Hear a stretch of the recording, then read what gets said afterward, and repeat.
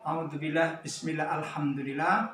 Seperti biasa, sebelum kita memasuki untuk materi kelima, di sini perlu kita ingatkan materi keempat, yaitu tentang cerita rakyat. Tugas pada saat tanggal 8 hari Selasa sampai dengan hari ini baru 3 orang yang masuk, maka tolong diselesaikan. Dan salah satu contoh dari tugas yang sudah masuk akan kita tayangkan sebagai berikut.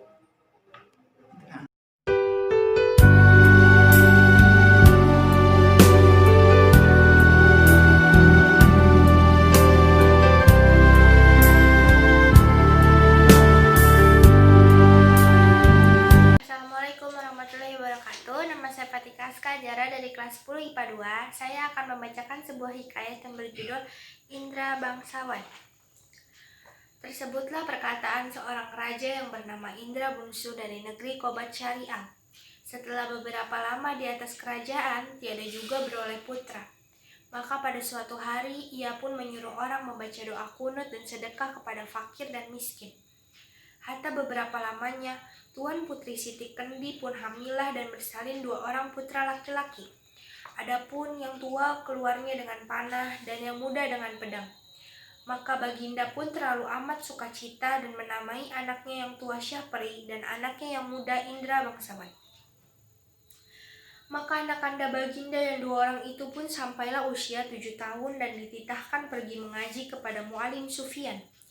Sesudah tahu mengaji, mereka dititah pula mengaji kitab usul, fikih, hingga syaraf, tafsir sekalian diketahuinya.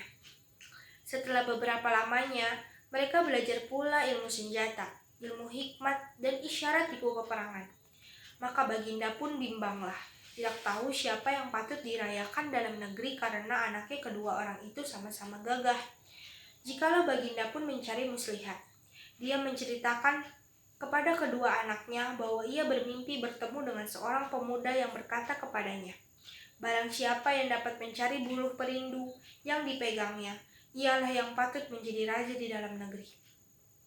Setelah mendengar kata-kata Baginda, Syahperi dan Indra Bangsawan pun bermohon kepada beliau untuk mencari buluh perindu itu. Mereka masuk hutan keluar hutan, naik gunung turun gunung, masuk rimba keluar rimba, menuju ke arah matahari hidup. Maka datang pada suatu hari, hujan pun turunlah dengan angin ribut, kelam kabut, gelap gulita dan tiada kelihatan barang satupun. Maka Syahperi dan Indra Bangsawan pun bercerailah. Setelah teduh hujan ribut, mereka pun pergi saling cari-mencari. Tersebut pula perkataan Syahperi yang sudah bercerai dengan saudaranya Indra Bangsawan. Maka ia pun menyerahkan dirinya kepada Allah Subhanahu wa Ta'ala dan berjalan dengan sekuat-kuatnya. Beberapa lama di jalan, sampailah ia kepada suatu taman dan bertemu sebuah mahligai. Ia naik ke atas mahligai itu dan melihat sebuah gendang tergantung. Gendang itu dibukanya dan dipukulnya. Tiba-tiba ia terdengar orang yang melarangnya memukul gendang itu. Lalu diambilnya pisau dan ditorehkannya gendang itu. Maka Putri Ratnasari pun keluarlah dari gendang itu. Putri Ratnasari menerangkan bahwa negerinya telah dikalahkan oleh Garuda. Itulah sebabnya ia ditaruh orang tuanya dalam gendang itu dengan sebuah cembul. Di dalam cembul yang lain ialah perkakas dan dayang-dayangnya. Dengan segera Syahperi mengeluarkan dayang-dayang itu. Tatkala Garuda itu datang, Garuda itu dibunuhnya. Maka Syahperi pun duduklah berkasih-kasihan dengan Putri Ratnasari sebagai suami istri dihadap oleh segala dayang-dayang dan inang pengasuhnya. Tersebut pula perkataan Indra Bangsawan pergi mencari saudaranya. Ia sampai di suatu padang yang terlalu luas. Ia masuk di sebuah gua yang ada di padang itu dan bertemu dengan seorang raksasa. Raksasa itu menjadi neneknya dan menceritakan bahwa Indra Bangsawan sedang berada di negeri antah berantah yang diperintah oleh Raja Kabir. Adapun Raja Kabir itu takluk kepada Buraksa dan akan menyerahkan putrinya, Putri Kemalasari sebagai upeti. Kalau tiada demikian, negeri itu akan dibinasakan oleh Buraksa. Ditambahkannya bahwa Raja Kabir sudah mencanangkan bahwa barang siapa yang dapat membunuh Buraksa, itu akan dinikahkan dengan anak perempuannya yang terlalu elok parasnya itu. Hatta beberapa lamanya Putri Kemalasari pun sakit mata, terlalu sangat. Para ahli nujum mengatakan hanya air susu harimau yang beranak muda lah yang dapat menyembuhkan penyakit itu. Baginda bertitah lagi, barang siapa yang dapat susu harimau beranak muda, ialah yang akan menjadi suami Tuan Putri. Setelah mendengar kata-kata Baginda, si hutan pun pergi mengambil seruas bulu yang berisi susu kambing serta menyangkutkannya pada pohon kayu. Maka ia pun duduk menunggui pohon itu. Sarung kesaktiannya dikeluarkannya dan rupanya pun kembali seperti dahulu kala. Hatta datanglah ke-9 orang anak raja meminta susu kambing yang disangkanya susu harimau beranak muda itu.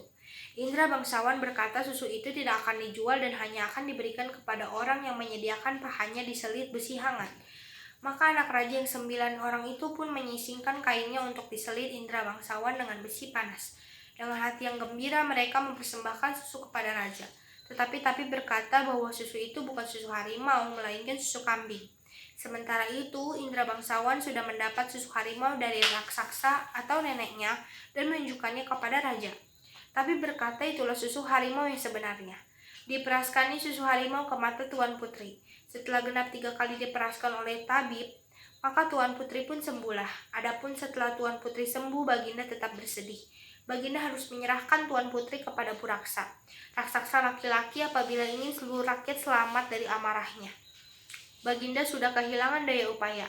Hatta sampailah masa menyerahkan Tuan Putri kepada Buraksa. Baginda berkata kepada 9 anak raja bahwa yang mendapat jubah Buraksa akan menjadi suami putri. Untuk itu nenek raksasa mengajari Indra bangsawan. Indra bangsawan diberi kuda hijau dan diajari cara mengambil jubah Buraksa, yaitu dengan memasukkan ramuan daun-daunan ke dalam gentong minum Buraksa. Saat Buraksa datang hendak mengambil putri, Putri menyuguhkan makanan, buah-buahan, dan minuman pada Buraksa. Tergoda sajian yang lezat itu, tanpa pikir panjang Buraksa menghabiskan semuanya lalu meneguk hasil habis air minum dalam gentong. Tak lama kemudian Buraksa tertidur. Indra bangsawan segera membawa lari putri dan mengambil jubah Buraksa. Hatta Buraksa terbangun. Buraksa menjadi lumpuh akibat ramuan daun-daunan yang berasal dari air minumnya. Kemudian 9 anak raja datang. Melihat Buraksa tak berdaya, mereka mengambil selimut Buraksa dan segera menghadap raja. Mereka hendak mengatakan kepada raja bahwa selimut Buraksa sebagai jubah Buraksa. Sesampainya di istana, Indra bangsawan segera menyerahkan putri dan jubah Buraksa. Hatta raja mengumumkan hari pernikahan Indra bangsawan dan putri. Saat itu 9 anak raja datang. Mendengar pengumuman itu, akhirnya mereka memilih untuk pergi. Mereka malu kalau sampai niat buruknya berbohong diketahui raja dan rakyatnya. Sekian, terima kasih. Wassalamualaikum warahmatullahi wabarakatuh. Demikian tayangan contoh tugas hari Selasa tanggal 8 September 2020. Mudah-mudahan untuk yang lain sekali lagi perlu diperhatikan bahwa tugas ini termasuk tugas praktek. Selain diskusi, pemandu, tanya jawab dalam diskusi, praktek membaca cerita pendek ini termasuk nilai psikomotor atau keterampilan. Terima kasih. Assalamualaikum warahmatullahi wabarakatuh.